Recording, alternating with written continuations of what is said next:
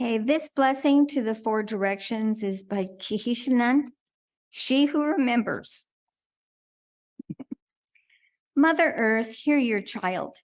As I sit here on your lap of grass, I listen to the echoes of your voice in my brother, the wind, as he blows from all corners and directions. The soft and gentle raindrops are the tears you cry for your children. Teach me the lessons you offer to nurture my children as you nurture yours. To learn the lessons of the four kingdoms that make up this world of physical things, and to learn to walk the path chosen so long ago. Mother Earth, hear your child. Be a bond between the worlds of earth and spirit. Let the winds echo the knowledge of the grandfathers who await, unseen, yet visible, if only I turn my eyes to their world. Let me hear their voices in the winds that blow to the east. To see the trusting innocence of a small one, the lessons of spirit given in love by our Creator.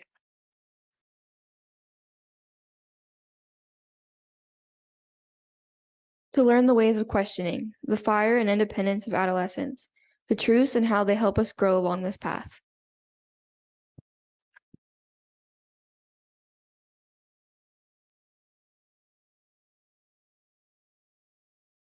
Where the grandfathers teach us acceptance of responsibility that come during the years of marriage and family, that my own children grow strong and true.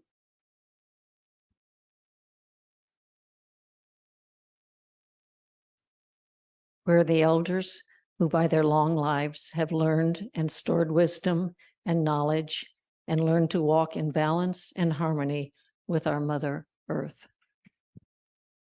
Mother Earth, hear your child. Hold my hand as I walk my path in this world. Guide me to the lessons I seek. Bring me closer to our Creator until we return to the Western direction, to once again enter the world of spirit, where the sacred fire awaits, and I rejoin the council of the elders in the presence of those who created all.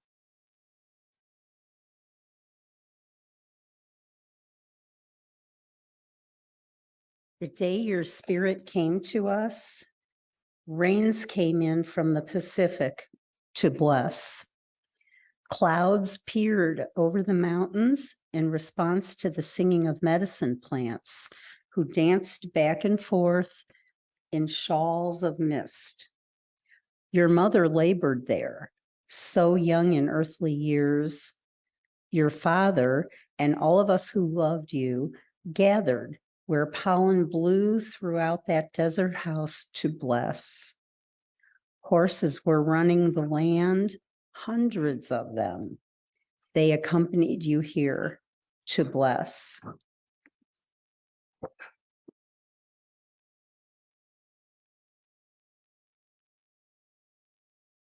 Child, I wonder what you thought as you paused there in your spirit house before you entered into the breathing world to be with us.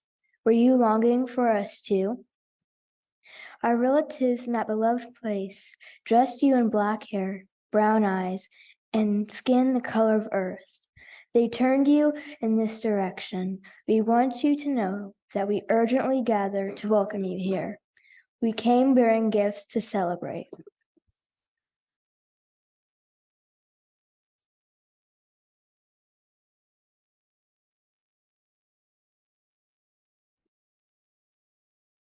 From your mother's house, we brought poetry, music, medicine makers, stubbornness, beauty, tribal leaders, and a yard filled with junk cars and the gift of knowing how to make them run. We carried tobacco and cedar, new clothes, and joy for you. And from your father's house came educators, thinkers, dreamers, weavers, and mathematical genius. They're carried in a cradle board, hope, white shell, and turquoise for you. We brought blankets to wrap you in and soft beaded moccasins of deerskin. Did you hear us as you traveled from your rainbow house? We called you with thunder, With singing, did you see us as we gathered in the town beneath the mountains? We were dressed in concern and happiness. We were overwhelmed with awe as you moved through the weft of your mother.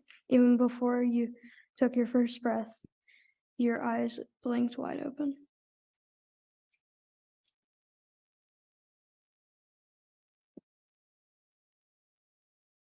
Now breathe. And when you breathe, remember the source of the gift of all breathing. When you walk, remember the source of the gift of all walking. And when you run, remember the source of the gift of all running. And when you laugh, remember the source of the gift of all laughter. And when you cry, remember the source of the gift of all tears. And when you dream, remember the source of the gift of all dreaming. And when your heart is broken, remember the source of the gift of all breaking. And when your heart is put back together, remember the source of all putting back together.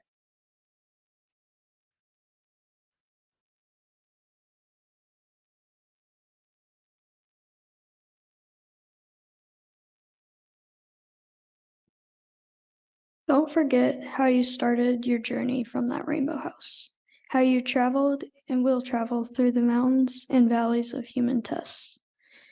There are treacherous places along the way, but you can come to us. But you can come to us.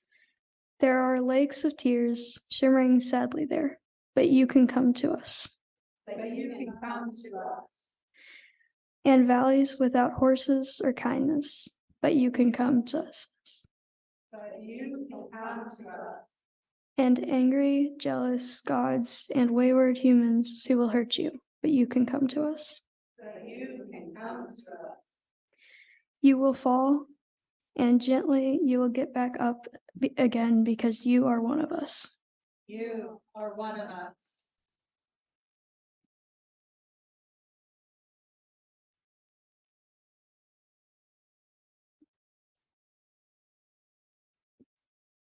Grieve with grieving, share joy with the joyful. May you build a strong path with beautiful and truthful language. Clean your room. May you always have a home, a refuge from the storm, a gathering place for safety, for comfort. Bury what needs to be buried. Laugh easily at yourself. May you always travel lightly and well.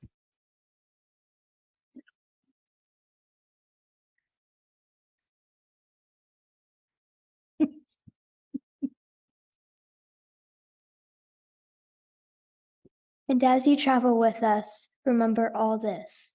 Give a drink of water to all who ask, whether they be plant, creature, human, or helpful spirit. May you always have clean, fresh water. Feed your neighbors.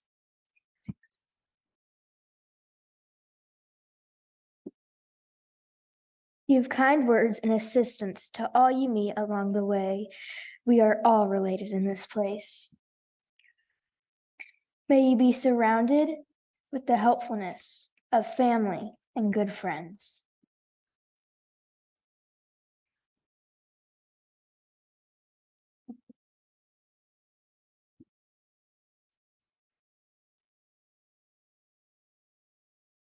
Praise and give thanks for each small and large thing.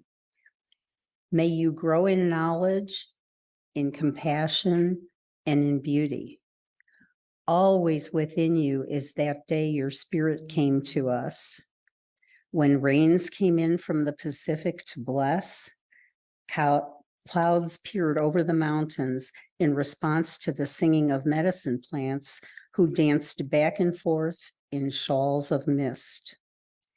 Your mother labored there, so young in earthly years, and we who love you gather here. Pollen blows throughout this desert house to bless, and horses run the land, hundreds of them, for you, and you are here to bless.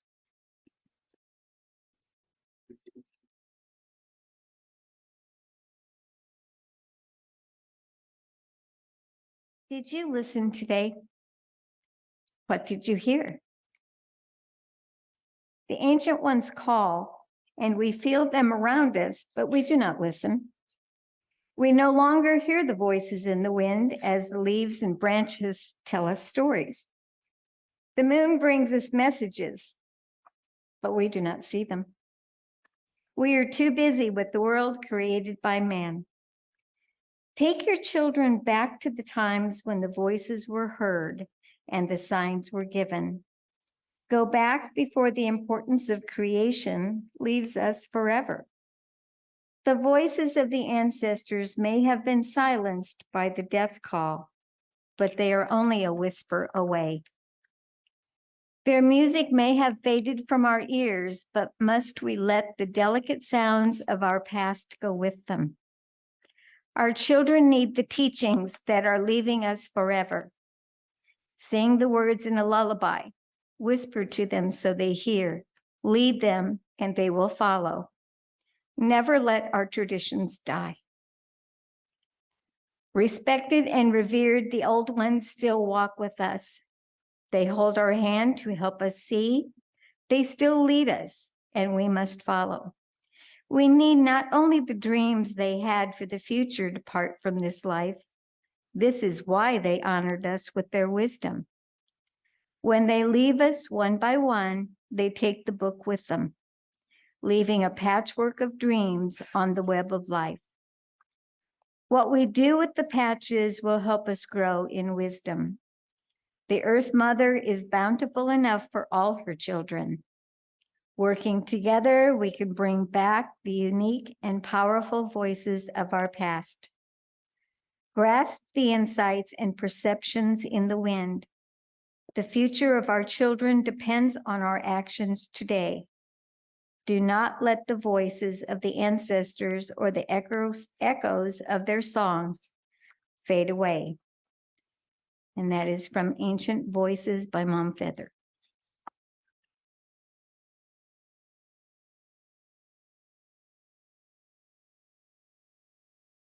So now we're going to open up some invitations to explore. This is a chance for you to move around the room, to connect with some different options that are available for you, to explore your own gratitudes. It's nice to have a place where we can hold such space for each and every one of you to do that in your busy lives. Let me tell you a little bit about the stations that we have today. But most importantly, when I ring and sing the bowl again, that will be your cue to come back. When do you come back? Okay. You are good at listening. So in the back under the sun sculpture where our Spirit of the West was earlier, there is a weaving station. It goes with the other one. There's a place where you can grab fabric ribbon and there's Sharpies. You can write or draw a gratitude and then weave it through. If you have a hard time writing, feel free to grab a ribbon that speaks to you, maybe blues of waters, orange of sunset, or you really just like the texture of the yarn.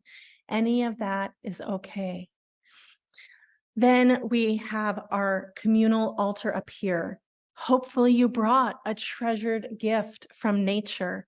Robin Wall Kimmerer reminds us to not think of it as a department of natural resources, but a gift of natural treasures. And I hope that others will add to those that are already here. Also in the back, we have two plants that need just a sip of water because just a sip can go a long way. And there are also water there for you if you need just a little sip of water to nourish yourself and your spirit today and to refill your cup.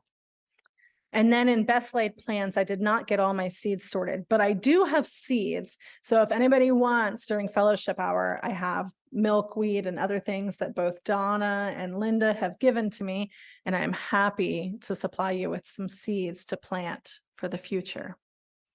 I invite you now to explore until what happens? Okay, there you go.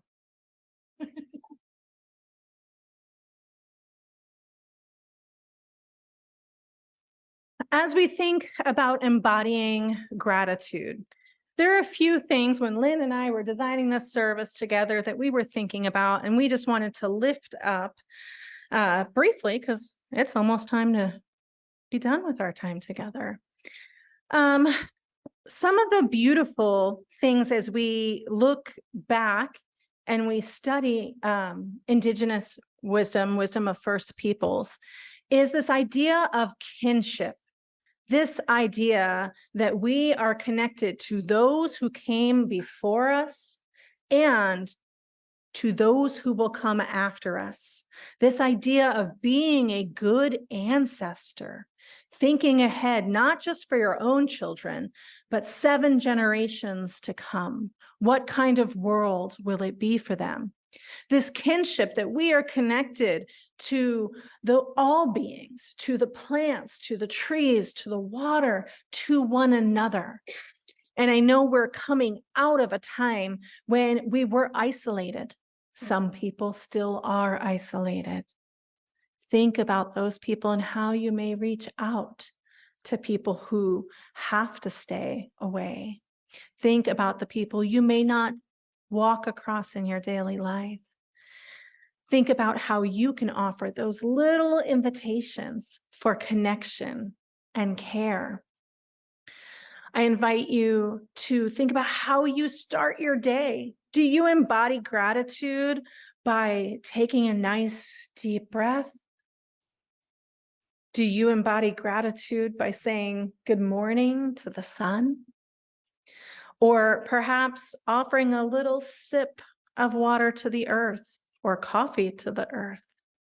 Some of us need coffee. Do we say gratitude for all those hands that made it to that point that that coffee got into our hands and filled our warm cups that morning?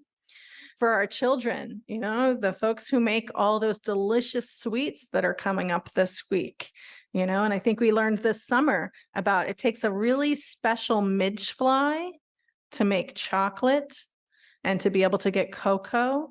And have we said thank you to the little midge fly responsible for my love of chocolate? You know, everything, nothing's too small. There's room for each of us. And how do we constantly expand our circle? How do we make more room at the table for everyone? How do we give just those gentle little nods of love and acceptance to one another? You are exactly where you need to be, and you can always come back to us. Those are important little things. You could write it on a Post-it note and put it on your mirror and read it each day, and I hope you will. We have a few take-home questions in your order of service and projected for you. We want to give you a little space to just think about those take-home questions today.